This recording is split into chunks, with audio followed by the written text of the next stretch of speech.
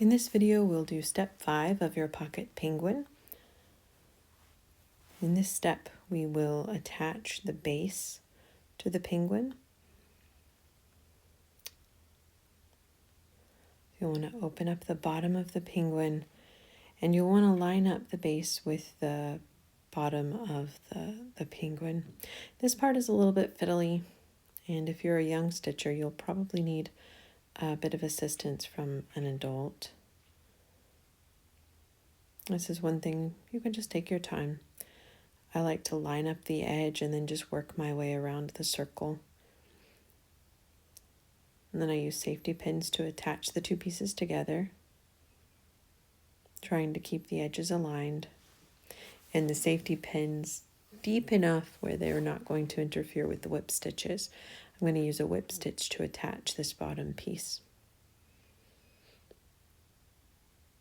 So I attach it with the safety pins, and I'll adjust this one a little bit. Just take your time and get it where you feel comfortable.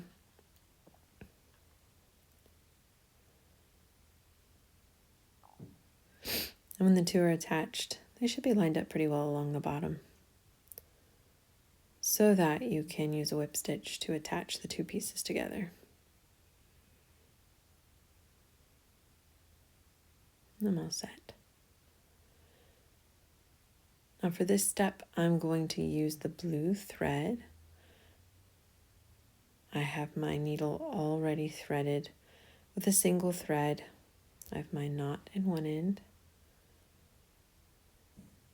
and a tail on the other end where it's attached to the needle. And on this part, I'm going to start about a 1/2 inch from one of the edges of the penguin's body. So I want to start in the back, and I want to start about a 1/2 inch away from that line of stitches there. I'm going to insert my needle between the two pieces so that I'm going to hide the knot at the end of my thread between the two pieces. And you see I'm about a 1/2 inch in from where those other whip stitches are. You can see between my fingers there. About a 1/2 inch in. And this is beginning on the back body piece.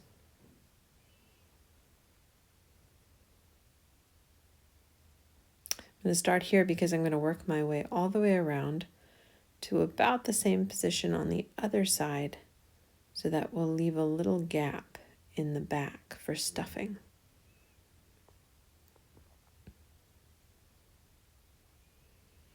I'm going to go ahead and work my way around using a whip stitch. And I'm going to try to get my stitches as evenly spaced as possible. Once I reach the front, I'll have the guidelines again. As you can see, I've started about a 1/2 inch away from my other whip stitches along the edge there. And I'm just going to go right around the circle.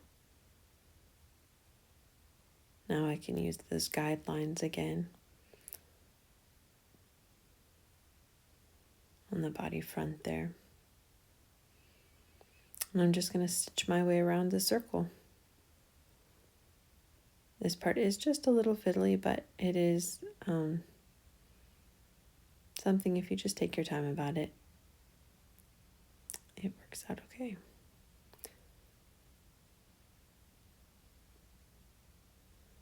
Just be careful that you don't accidentally stitch your safety pin through your stitches.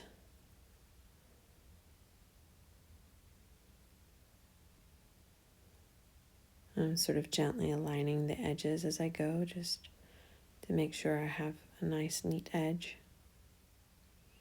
And the two pieces are joined up properly.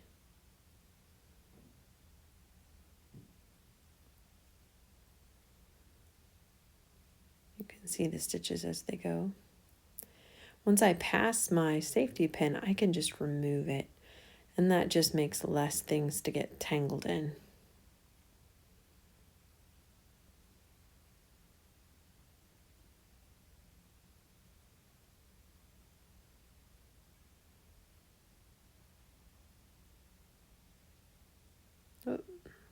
See, don't get tangled up in your safety pin. That can certainly happen and you don't want it to, so don't stitch up through there. One thing to be careful of.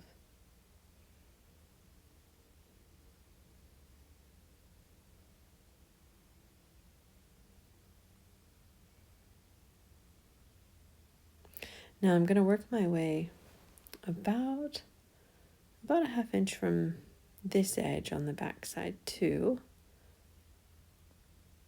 Remove that pin just to get it out of the way.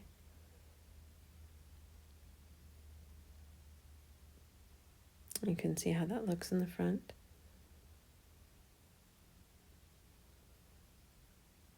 Just about reached the end. I'm going to leave about a 2-inch gap between where I started those stitches and where I'm ending them. I'm going to go ahead and tie a knot by creating a whip stitch but not pulling the loop tight. I'll stick my needle through once and twice and pull it tight to make a knot. And do the exact same thing again just to make a really secure knot right there, because we're going to be stuffing the penguin, so there might be a little bit of pressure on that knot. And I'll push my thread back through so that it will be hidden on the inside, and I can take my scissors and snip that off.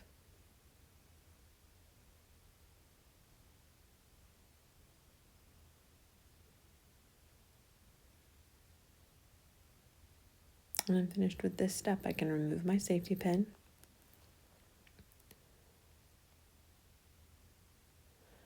And as you can see, the stitches have attached this base on, just in a circle there. And I have a little gap left in the back for when I put my stuffing in.